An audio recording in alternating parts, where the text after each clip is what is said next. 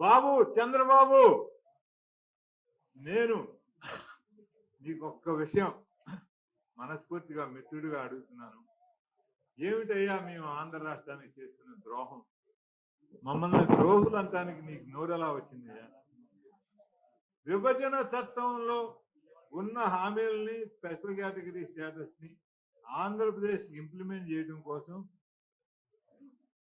కేంద్ర ప్రభుత్వానికి కళ్ళు తెరిపించడం కోసం సిఎంఆర్ ఫ్యామిలీ మాల్ ఇప్పుడు మన కేపీహెచ్బీలో ఫిబ్రవరి 10వ తేదీన ప్రముఖ నటి శ్రీలీల గారిచే ఘన ప్రారంభం. యూపీఏ పార్ట్నర్స్ అందరూ, చట్టం చేసిన యూపీఏ పార్ట్నర్స్ అందరూ ఇక్కడికి వచ్చారు. ఇందులో ఆంధ్ర రాష్ట్ర ద్రోహం ఏమిటయ్యా?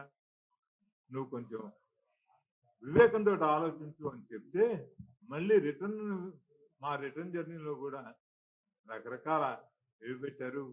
ఇప్పటికీ కొంతమంది పాపం పోలీస్ స్టేషన్ చుట్టూ తిరుగుతున్నారు. రాహుల్ గాంధీ గారి బ్యానర్లను చించేయించారు, రాహుల్ గాంధీ గారి ఫ్లెక్సీలను చించేయించారు.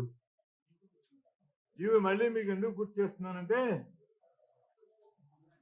2016లో ఇంత జరిగిన తర్వాత మళ్ళీ 2018లో నిజంగా నితీష్ కుమార్ నాకు తెలిసి ఇన్నిసార్లు జరగలేదు. 2018లో మళ్ళీ కాంగ్రెస్ పార్టీ తోటి కలిసి ఆయన తెలంగాణలో పోటీ చేశారు.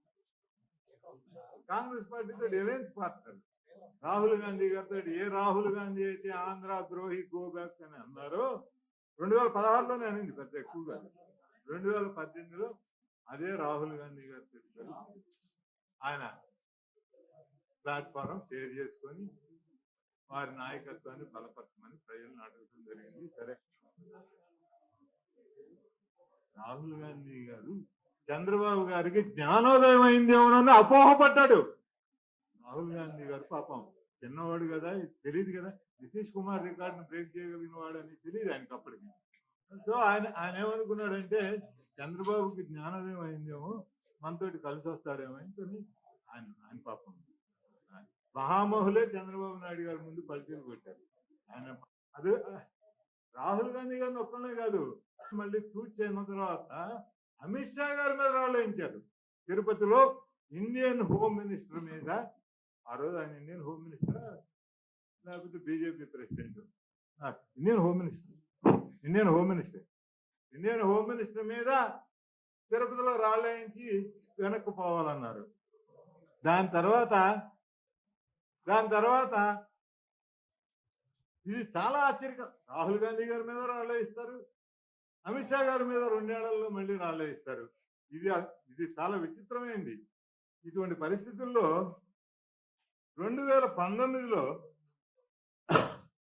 మళ్ళీ ఢిల్లీలో చాలా గొప్ప పేరు పెట్టారు. దానికి ఏమిటి? విద్రోహ దినం. ఏపీ భవన్లో 2 రోజులు మహత్తరమైన నాటకీయమైన సన్నివేశం.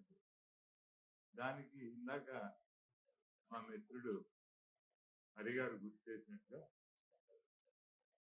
మళ్ళీ మా రాహుల్ గాంధీ గారు ఏఐసిసి ప్రెసిడెంట్ గా, మొత్తం పార్టీ అంతా, సోనియా గాంధీ గారు ఆవిడ తప్ప, మన్మోహన్ సింగ్ గారు, ఆ రోజున్న కాంగ్రెస్ మహామహులందరూ, రాహుల్ గాంధీ గారు, మన్మోహన్ సింగ్ గారితో సహా అందరూ ఏపీ భవన్కి తరలి వచ్చి వారికి సంఘీభావం తెలుపుతుంది.